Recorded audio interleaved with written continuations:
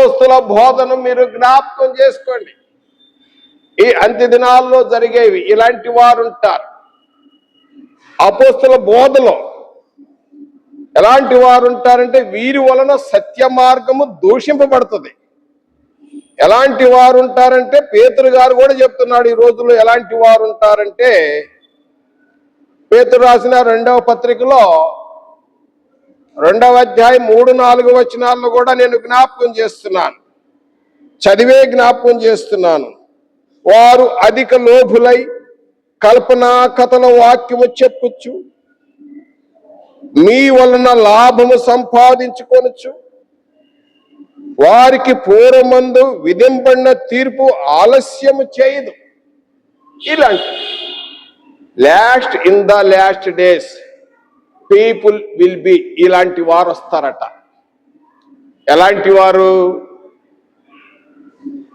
ఈ యొక్క అంత్య దినాలలో అధిక లోబులు, వేషధారణ, దెయ్యాల బోధ, ధనాపేక్షలో కథలు చెప్పేవారు, ఇలాంటి టీం వచ్చింది.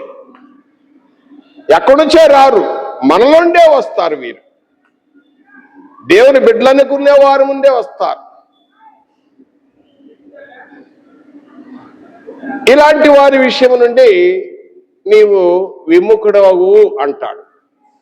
వాస్తవం చెప్పలేని వీలాంటి వారి నుండి నువ్వు పారిపో అంటాడు. ఎందుకంటే మోసపోకుడి దుష్ట సాంగత్యము మంచి నడవని చెబుతుంది. ముందుగానే ప్రొపోజ్ చేయి, కమింగ్ ఆఫ్ ప్రొపోజ్ చేయి. ముందు జరగబోయే విషయాలు పౌలు గారు తేటగా తెలియజేస్తున్నప్పుడు, ఇప్పుడు మనం చూసినట్టయితే నా ప్రియ సహోదరులారా, ఎలాంటి వారు ఉంటున్నారంటే, నేను బోర్డు సహాయం తీసుకుంటున్నాను. ఆ బోర్డు సహాయంతో మీరు గమనించండి. తిమోతికి రాసిన 2వ పత్రిక 3వ అధ్యాయం 1 నుండి 7 వచనాలను ఇదిగో వివరణ చేస్తాను. దయచేసి మీరు గమనించగలరు. In the last days people will be, ఎలాంటి మనుషులు వస్తారంటే, వాస్తవానికి ఇప్పుడు ఇంకా ఎక్కువగా చూస్తున్నాం. వాస్తవానికి అది సంఘము ఆరంభించబడినప్పుడు 1వ శతాబ్దం నుండే ఉన్నప్పటికీ ఇప్పుడు ఇంకా ఎక్కువగా నెరవేరుతున్నట్లుగా మనం చూస్తున్నాం. ఎలాంటి వారు ఉంటారంటే, చూసినట్టయితే మనుషులు స్వార్థ ప్రియులు. అంటే స్వార్థం, సెల్ఫిష్ అన్నమాట. Lovers of their selves. వాళ్ళు స్వార్థంకే చూసుకుంటా ఉంటారు, ఇతరుల గురించి ఆలోచించరు. తన కడుపు నిండితే చాలు. పక్షులు స్వార్థం ఉండవు, జంతువులు స్వార్థం లేదు, కానీ మనుషులైతే స్వార్థ ప్రియులుగా తయారవుతారు. చిన్న ఉదాహరణ చెప్పాలనుకుంటున్నాను. కాకులు కూడా వాటికి ఆహారం దొరికినప్పుడు కావు కావు కావు అని ఆకలేసి చెప్తే తినో తినో రండి ఉందని చెప్పుకుంటే, జంతువులు కూడా అనేకమని జంతువులు పోగై తింటూ ఉంటాయి. కానీ మనుషుడైతే దాచిపెట్టుకొని తింటాడు, స్వార్థం. అందులో వాస్తవానికి ఇక్కడ ఎవరి గురించి చెప్పబడింది? ఎవరంటే క్రైస్తవుల గురించే చెప్పబడింది. రాబోయే దినాల్లో ఇలాంటి వారు వస్తారు. అందరూ కాదు, కొందరు ఇలాంటి వారు వస్తారు అని పౌలు గారు జ్ఞాపకం చేస్తున్నాడు.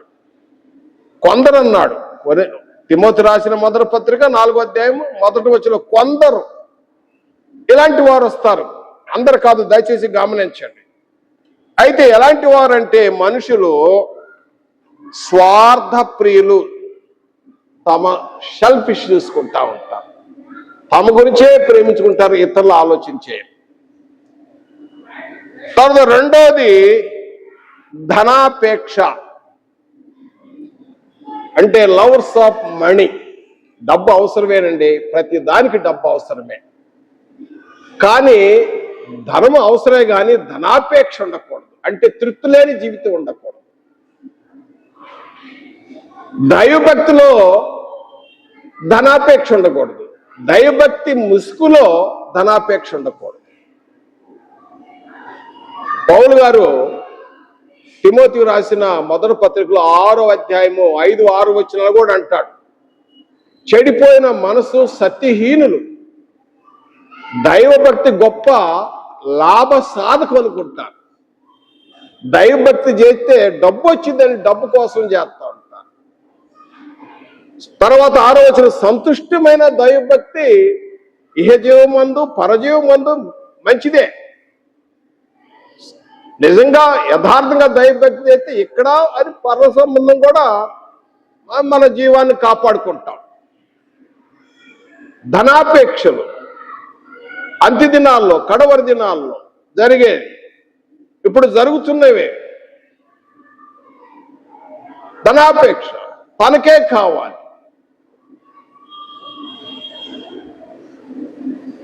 ధనాపేక్ష సమస్త కీడులకు మూలం. ధనాపేక్ష వల్ల తిన్నని మార్గంలో తొలగిపోయే అవకాశం ఉంటుంది. ధనాపేక్ష వలన సత్యం నుండే తొలగిపోయే అవకాశం ఉంటుంది. ఎంత భక్తిపరుడైనా. పౌలు గారు కొలసి రాసిన పత్రికలో ఈ ధనాపేక్ష అనేది విగ్రహారాధనైన ధనాపేక్ష, అది లోభత్వం అంటాడు. కొలసి పత్రికలో 3వ అధ్యాయం 5వ వచనంలో చూసినట్టయితే, 3వ అధ్యాయం విగ్రహారాధనైన ధనాపేక్షను చంపివేయండి అంటాడు. ఆ లోపత్వాన్ని చంపివేయండి అంటాడు. ధనాపేక్ష, బెంకములాడువాడు అంటే గొప్ప చెప్పుకుంటాడు, ఏముండదు. చెప్పాలంటే డబ్బా కొట్టుకుంటా ఉంటాడు. మేము చిన్నప్పుడు వినేవాళ్ళం, పిట్టల ధరలో చెప్తారు. పిట్టల ధర అనే ఏమి లేకుండానే అవి ఉన్నాయి ఈ ఉన్నాయి అని చెప్తా ఉంటారు అనమాట. బూస్టర్స్ అనమాట, గొప్ప చెప్పుకుంటారు. బెంకం ఏముండదు అక్కడ. అలాంటి వాళ్ళు వస్తారు, ఏదో ఉన్నట్టు చెప్తారు, అక్కడ ఏముండదు. అంత షో పుట్టప్ అన్నమాట. బెంకములాడువారు ఈ అంత్య దినాల్లో. తర్వాత అహంకారులు అంటే ప్రౌడ్.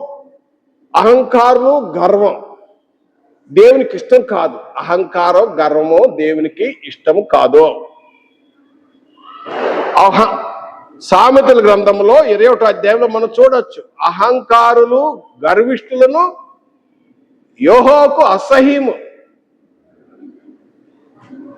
దేవునికి ఇష్టం కాదు. అపహాసకులని పేరుంది, అహంకారం గర్వం ఉండేవాడు. దూషకులు అంటే వీళ్ళు దేవుని దూషిస్తారు, ఇతరులను దూషిస్తారు, దేవుని భయభక్తి కలిగిన వారిని దూషిస్తారు, దైవ దోషులు చేస్తూ ఉంటారు. దేవుని భయభక్తి కలిగిన వారిని దూషించేవారు వస్తారు అంత్య దినాల్లో. తర్వాత చూడైతే తల్లిదండ్రులకు అవిధేయులు, ఇలాంటి వారు డిస్ఒబీడియన్స్ టు ద పేరెంట్స్. కొద్దిగా వివరంగా చెప్పాలని ఆశ కలిగి ఉన్నాను. తల్లిదండ్రులు ఒక పిల్లవాడు పుట్టిన కుమారుడు కానీ కుమార్తె కానీ తల్లి గర్భము ధరించిన మొదలుకొని 9-10 నెలలు మోసి పెంచి పిల్లవాడు పుట్టిన దగ్గర ప్రసవ వేదనతో కూడిన ప్రసవ వేదన, ఒక విధంగా యొక్క ఆపద నుండి బయటపడి తర్వాత పిల్లవాడిని కలిగిన తర్వాత సంతోషిస్తూ ఆనందంతో బిడ్డను చూసుకొని పెంచి పాలిచ్చి పెద్ద చేసి చిన్నపిల్లవాడు ఎదుగుతున్న టైంలో ప్రతి తల్లిదండ్రులు ఎంతో శ్రద్ధ వహించి దగ్గు తుమ్ము చిన్నపిల్లలు పిడిసి వస్తూ ఉంటాయి. అక్కడ దగ్గులు తుమ్ములు వస్తే తల్లిదండ్రులకు బీపీ పెరిగింది, స్ట్రెస్ పెరిగింది. ఆ విధంగా పెంచి పెద్ద చేసి ఎదుగుతున్నప్పుడు నీ యొక్క ప్రతి అవసరాలు తీరుస్తూ ఏ వస్తువు కావాలంటే ఆ వస్తువు కొనిపెడుతూ నిన్ను ఈరోజు గొప్పవాడిగా చేసినప్పుడు నీకు ల్యాప్టాప్ కావాలా ల్యాప్టాప్, మోటార్ సైకిల్ కావాలా మోటార్ సైకిల్, ఏది వస్త్రాలు ఏది కావాలంటే ఇది ఇస్తూ వాళ్ళు అనేక ఇబ్బందులు పడి తల్లిదండ్రులు చేసి సహాయం చేస్తే వారి పెద్దయినప్పుడు తల్లిదండ్రులు మర్చిపోవచ్చా? తల్లిదండ్రులకు అవిధేయులు కావచ్చా? బైబిల్ ఏం చెబుతుందంటే, దేవుని యొక్క ఉద్దేశం ఏంటంటే, దేవుని మాట ఏంటంటే, నీ తల్లిదండ్రులను సన్మానించుము అని దేవుడు కోరుచున్నాడు. పిల్లల విషయంలో తల్లిదండ్రులకు అవిధేయులుగా ఉండకూడదు. తల్లిదండ్రులు పెంచి పెద్ద చేసినప్పుడు, వారు ముసలివారైనప్పుడు వారిని మర్చిపోకూడదు. నీ తల్లి మురిమియందు, అంటే వెన్ దే బికమ్ ఓల్డ్, వారు ముసలివారైనప్పుడు పిల్లలారా మీ తల్లిదండ్రులు మర్చిపోవద్దు. ఎవరైనా నీ తల్లిదండ్రులు ఉంటే, ఒకవేళ నువ్వు క్రైస్తవ జీవితంలో జీవిస్తుంటే తెలియజేస్తున్నాను, ఎవరికైనా మేలుకరమే. నువ్వు ఆశ్రయింపడాలంటే, నీ ఆయుష్ ఎక్స్టెండ్ కావాలంటే, నీకు బ్లెస్సింగ్స్ రావాలంటే నీ తల్లిదండ్రులు సన్మానించు, నీ తల్లిదండ్రులకు విధేయులుగా ఉండు. నేను అనేక మందిని చూస్తూ ఉంటాను. అనేక మంది తల్లిదండ్రుల దగ్గరికి వెళ్ళి చూస్తున్నప్పుడు అనేక తల్లులు ఎంతో ఏడుస్తూ నాకు చెప్తుంటారు, అయ్యగారు ఇలాంటి కుమారుడు పుట్టకపోతేమే అని ఏడ్చే తల్లులు చూశారు. తల్లిదండ్రులు దుఃఖ పెట్టకూడదు. తల్లిదండ్రులకి ఎంతో మేలు చేశారు. చిన్న ఎదుగుతున్న టైంలో అక్కడ దగ్గొత్తే ఇక్కడ తుమ్ములు వచ్చింది అంటే ఆ ప్రభావం కలిగింది. అక్కడ పిల్లోడికి పిల్ల కానీ ఏది జరిగినా ఇక్కడ తల్లిదండ్రులకు స్ట్రెస్ వచ్చింది, బీపీ పెరిగింది, భుజాన్ని వేసుకొని హాస్పిటల్ పరిగెత్తారు. ఈ రోజున వాళ్ళు ముసలి వాళ్ళు అయినప్పుడు ఏడా వదిలిపెట్టి వెళ్ళిపోవద్దు. కానీ అంత్య దినాలలో ఇలాంటి వారు వస్తారు. ఎవరంటే తల్లిదండ్రులకు అవిధేయులు. తర్వాత చూసినట్టయితే కృతజ్ఞత లేని వారు, అన్థ్యాంక్ఫుల్. అంటే చేసిన మేళ్లను మర్చిపోతారు. ఆ మేళ్లు ఎవరైనా చేయొచ్చు. నీ తల్లిదండ్రులు చేసి ఉండొచ్చు, నీ స్థానిక సంఘము చేసి ఉండొచ్చు, నీ స్నేహితులు చేసి ఉండొచ్చు, నీ బంధువులు చేసి ఉండొచ్చు నీకు సహాయం. డోంట్ ఫర్గెట్, వారిని మర్చిపోకూడదు. బంగారు సూత్రం చెప్తున్నాను, దయచేసి గమనించండి. నీకు ఇతరులు సహాయం చేశారా, వాళ్ళు మర్చిపోవద్దు. ఇతరులు నిన్ను ప్రేమించారా, వాళ్ళను ద్వేషించొద్దు. ఇతరులు నీ మీద నమ్మకం పెట్టుకున్నారా, వాళ్ళు చీట్ చేయొద్దు, వాళ్ళు మోసం చేయొద్దు. ఇది బంగారు సూత్రం. కానీ ఈ విధంగా చేసేవాళ్ళు అంటే ప్రేమించిన వారిని ద్వేషించటము, మేలు చేసిన వారికి కీడు చేయటము, నమ్మిన వారిని మోసగించే వాళ్ళని ఏమంటారంటే అన్థ్యాంక్ఫుల్, అంటే కృతజ్ఞత లేనివారు. వాస్తవానికి దేవుడే మనకు మేలు, గొప్ప మేలు చేశాడు. ఈ రోజున ఈ స్థితిలో ఉన్నామంటే, ఇంతవరకు ఎదిగామంటే దేవుని యొక్క సహాయం.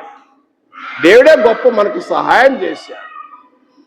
దేవుడు గొప్ప సహాయం చేశాడు. నిత్య నరకం నుండి తప్పింపబడి క్రీస్తు నందు మనం ఆశీర్వదించి నిత్య జీవంలోకి నడిపించిన దేవునిని మనం ఎప్పుడు మర్చిపోకూడదు. మనం సంఘము సహాయం చేసినప్పుడు సంఘాన్ని ఎప్పుడు మర్చిపోకూడదు. నీ స్నేహితులు నీకు సహాయం చేసిన వాళ్ళను ఎవరిని మర్చిపోకూడదు. కానీ అంత్య దినాల్లో ఇలాంటి వారు వస్తారు. ఎలాంటి వారు అంటే కృతజ్ఞత లేని వారు. 8వ పాయింట్, అపవిత్రులు. అపవిత్రులు అంటే పవిత్రత లేని జీవితం కలిగిన వారు. వాస్తవానికి క్రైస్తవుల గురించి పౌలు గారు తిమోతి రాసిన పత్రిక అంటాడు, ఓ తిమోతి, నీ మాటల్లోనూ నీ ప్రవర్తనలోనూ నీ ప్రేమలోనూ నీ విశ్వాసంలోనూ విశ్వాసులకు మాదిరిగా, పవిత్రతలో మాదిరి అంటాడు పౌలు గారు. నేను ఎంతో విశ్వాసంలో మాదిరిగా జీవిస్తున్నాను, నువ్వు కూడా విశ్వాసుల మాదిరిగా జీవించు అంటున్నాడు. మనం ఒక మంచి మాదిరిగా ఉంటున్నప్పుడే ఇతరులు క్రీస్తు శిష్యులుగా వెంబడించేవారుగా ఉంటారు. కానీ జరిగేది ఏంటంటే ఇన్ ద లాస్ట్ డేస్, అంత్య దినాల్లో ఏం జరుగుతుందంటే ఎలాంటి వారంటే అపవిత్రులు. పరిశుద్ధత లేని జీవితము, పవిత్ర లేని జీవితము, అలాంటి వారు వస్తారు. అనురాగ రహితులు, అనురాగ రహితులు అంటే ప్రేమ అనురాగాలు వాళ్ళు ఉండవు, ప్రేమ అనురాగాలు వాళ్ళకు ఉండవు.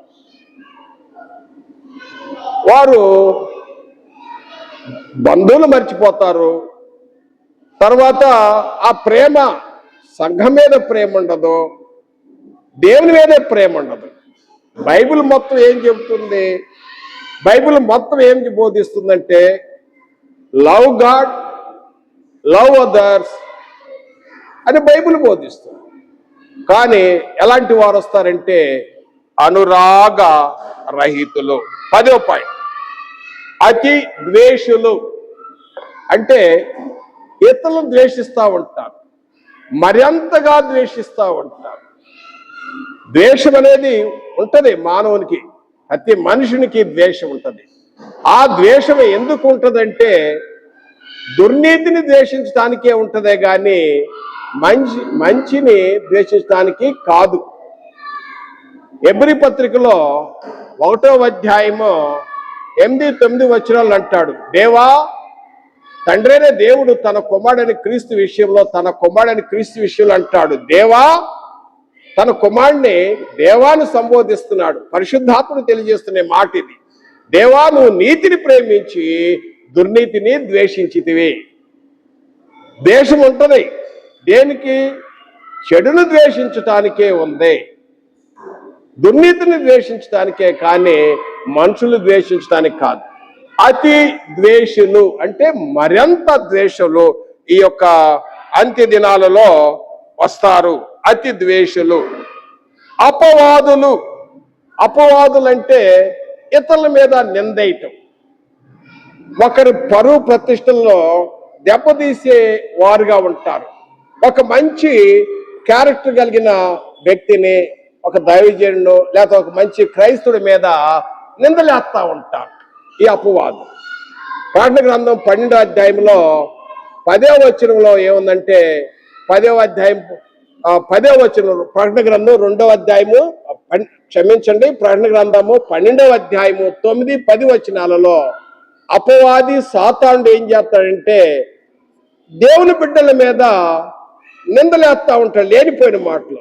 ఆయన సేవకుడా, ఆయన గొప్ప తాగుబోతు, ఆయన క్యారెక్టర్ మంచిది లేదు అంటే ఒకళ్ళని అపనంద వేస్తూ వారి యొక్క ప్రతిష్టను దెబ్బతీసేవారు ఉంటారు. ఎందుకంటే వీళ్ళు అపవాది సంబంధాలు అన్నమాట. ఆ యొక్క లక్షణాలు ఎవరు అంటే అపవాది. ఈ అంత్య దినాల్లో అలాంటి వారు వస్తారు. పౌలు గారు ముందుగానే ప్రవచనం చేశాడు. తర్వాత అజితేంద్రియులు, 12వ పాయింట్ చూసినట్టయితే అజితేంద్రియులు అంటే వాళ్ళు ఏంటంటే వితౌట్ సెల్ఫ్ కంట్రోల్ అంటే వాళ్ళు తమ స్వాధీనంలో ఈ యొక్క జ్ఞానేంద్రియాలు ఉన్నాయి కదా, 5 సెన్సెస్. ఈ 5 సెన్సెస్ అంటే కళ్ళు, చెవులు, నోరు, ముక్కు, శరీరం. శరీరం స్పర్శ చేస్తుంది, కళ్ళు చూడటానికి, చెవులు వినటానికి, నోరు మాట్లాడటానికి. కాబట్టి నాలుకలు మనం మాట్లాడేటప్పుడు మనం చూసే విషయంలో ఈ దురద చెవులుగా ఉండి ఈ విషయంలో సెల్ఫ్ కంట్రోల్ లేని వారు అన్నమాట వీళ్ళు. కేంద్రులు అంటే వాళ్ళు ఎలాంటి వారంటే తన ఇష్టానుసారంగా జ్ఞానేంద్రియములను స్వాధీనపరచుకోలేని వారు, జ్ఞానేంద్రియములను లోపరుచుకోలేని వారు, జ్ఞానేంద్రియములను తమ స్వాధీనపరచుకోలేని వారు, జ్ఞానేంద్రియములను నియంత్రణ చేయలేని వారు అజితేంద్రియులు. వాస్తవానికి పౌలు గారు తిమోతి అంటాడు, ఓ తిమోతి, దేవుడు మనకు శక్తియు ప్రేమయు ఇంద్రియ నిగ్రహము గల ఆత్మనే ఇచ్చినే అంటాడు. ఇంద్రియ నిగ్రహములు, జ్ఞానేంద్రియములు నిగ్రహం చేసుకోవాలి. కానీ అంత్య దినాల్లో ఇలాంటి వారు వస్తారు అజితేంద్రియులు. క్రూరులు అంటే క్రూరంగా ప్రవర్తిస్తారు. వాళ్ళలో దయ దాక్షణ్యం ఏ ఉండదు, చాలా క్రూరత్వంగా క్రూయల్గా ప్రవర్తిస్తూ ఉంటారు. అతి దినాల్లో జరుగుతాయి. తర్వాత చూసినట్టయితే సజ్జన ద్వేషులు. సజ్జన ద్వేషులు అంటే మంచి వాళ్ళను ద్వేషిస్తారు. మంచి వాళ్ళు ద్వేషించేది ఎవరంటే చెడ్డవాళ్ళు. చెడ్డవాళ్ళు మంచి వాళ్ళని ద్వేషిస్తారు. మంచి వాళ్ళు చెడ్డవాళ్ళని ప్రేమిస్తారు. వీరేం ప్రేమిస్తారు, వాళ్ళే ద్వేషిస్తారు. యేసు ప్రభు వారు చెప్పారు మత్తయి సువార్తలో 12వ అధ్యాయం 34, 35, 36 వచనాల్లో ఏం సెలవిచ్చాడంటే, సజ్జనుడు తన హృదయమును మంచి ధననిధిలో నుండి సద్ది విషయములో బయటకు తెచ్చును. హృదయము అనే ధననిధిలో నుండి సజ్జనుడు అంటే మంచివాడు మంచి విషయాలు బయటకు తీసుకొస్తాడు. దుర్జనుడు తన చెడ్డ ధననిధిలో నుండి దుర్విషయాలు. ఎక్కడి నుంచి వస్తాయి ఆ దుర్విషయాలు? హృదయం నుండే వస్తాయి. హృదయం అనేది ఒకటి చెడ్డ ధననిధి, ఇంకొక హృదయం మంచి ధననిధి. మంచి ధననిధిలో నుండి సద్విషయాలు వస్తే చెడ్డ ధననిధిలో నుండి దుర్విషయాలు వస్తాయి. ఈ చెడ్డ ధననిధి వచ్చిన వారు ఏం చేస్తారంటే ఈ సజ్జనులను ద్వేషిస్తారు. 14వ పాయింట్. తర్వాత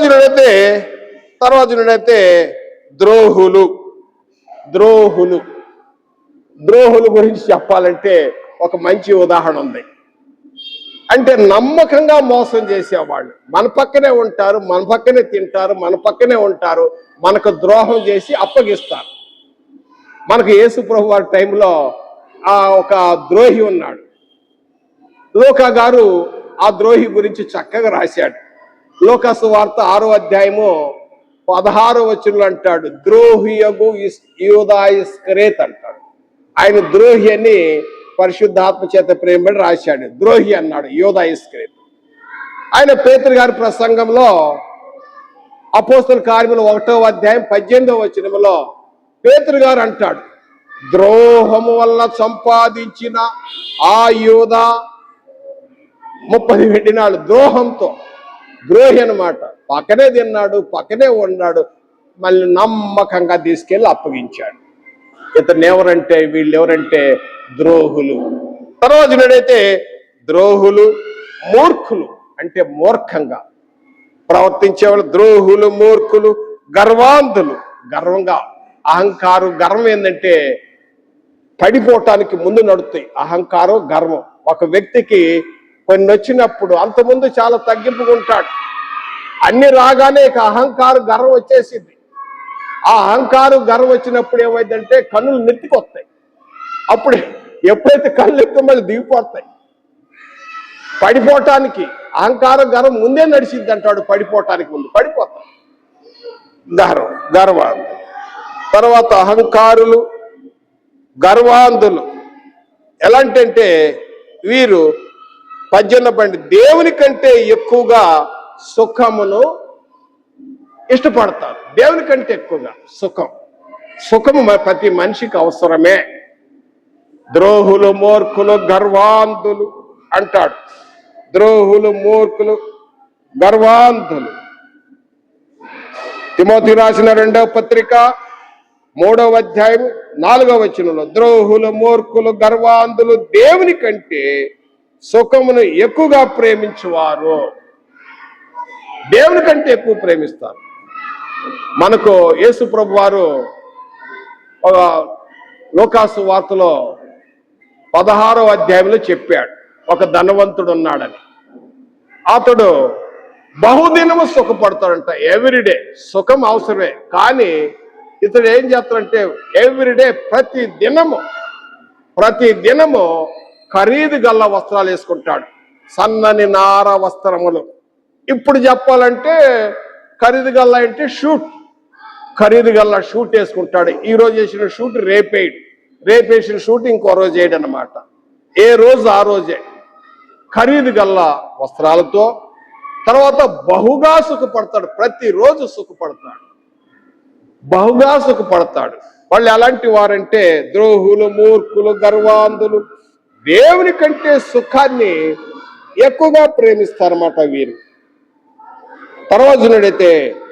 తర్వాత 5వ వచనం, పైకి భక్తి గలవారి వలె ఉండి వారు శక్తిని ఆశ్రయించిన వారై ఉందరు. పైకి చాలా భక్తి, ప్రైజ్ ది లార్డ్, వందనాలు. అబ్బో దేవుని మాటలో ఆ బైబిల్లో ఉన్న రిఫరెన్స్లో మాట్లాడితే దేవుడు దేవుడు అని మాట్లాడితే దేవుడే చెప్తాడు. పైకి చాలా భక్తి, చూస్తానికి పెదవులతో వివరిస్తూ ఉంటారు, కానీ హృదయం అయితే దేవునికి దూరంగానే ఉంటుంది. పైకి భక్తి, ఇతరుల మీద ఆధారపడతారు. వాస్తవానికి నిజంగా భక్తి కలిగిన వారు ఏం చేస్తారు? Should depend on God. దేవుని మీద ఆధారపడాలి. మన అవసరాలు ఉంటే దేవుణ్ణి అడగాలి, మనుషుల మీద కాదు. పైకి చాలా భక్తి కలిగింది. భక్తి కలిగితే దేవుని శక్తిని ఆశ్రయించాలి. అలాంటి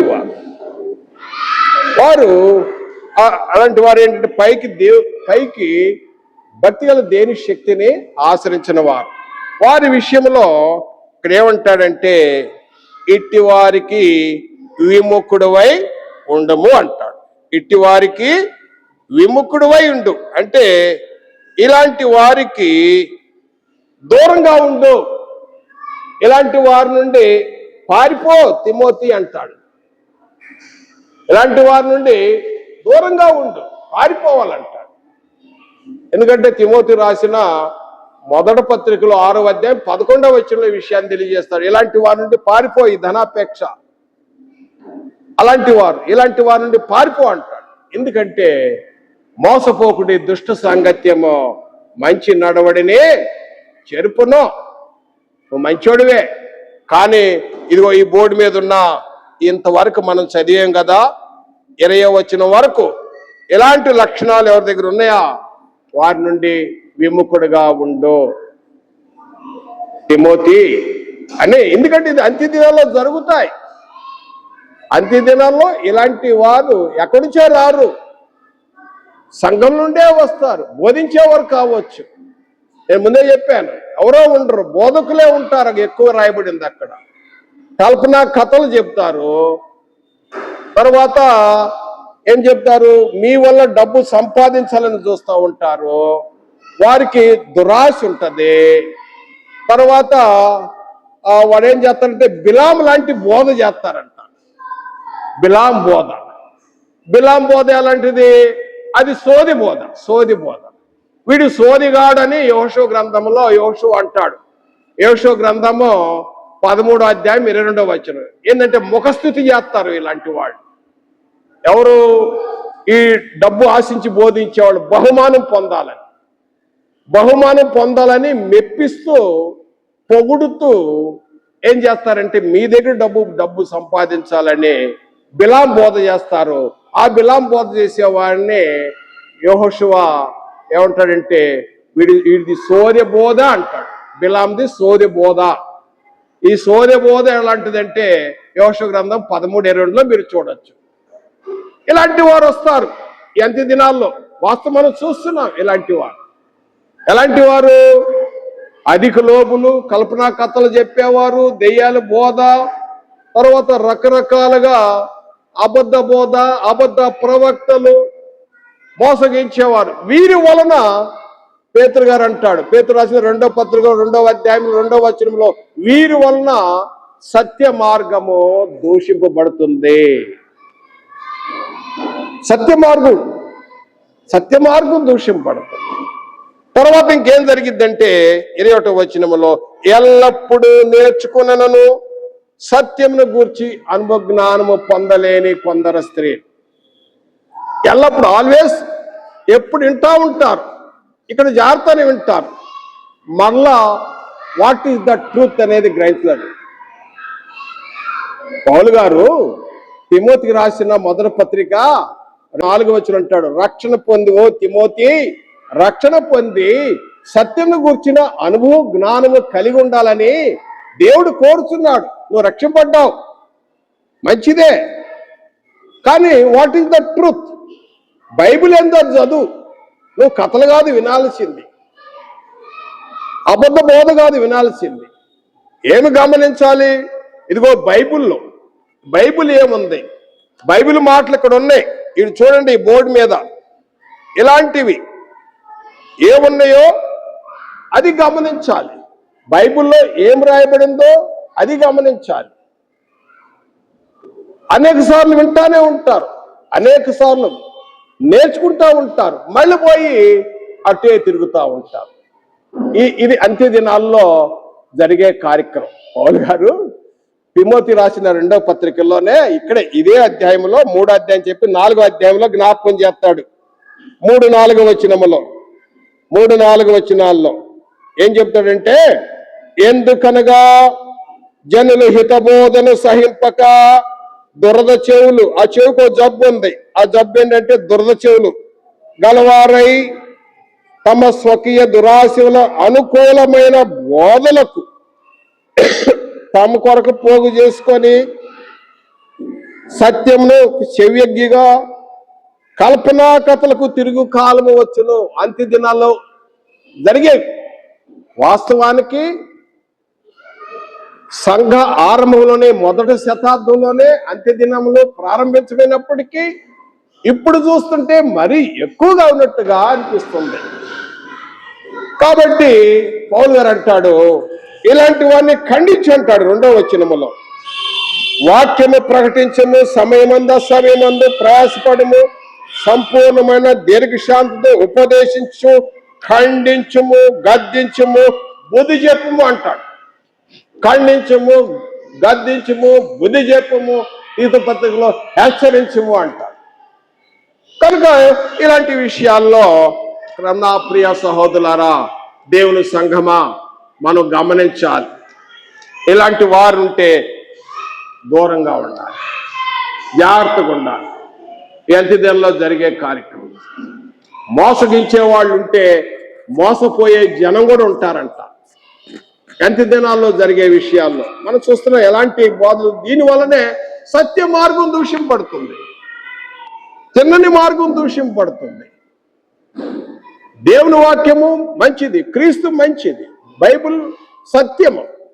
కానీ ఇదిగో ఇలాంటి వారి గురించి కొందరు, అందరు కాదు, కొందరు వలన సత్య మార్గం దూషింపబడుతుంది. అది అంత్య దినాల్లో నిజంగా బైబిల్ ట్రూత్ నిజంగా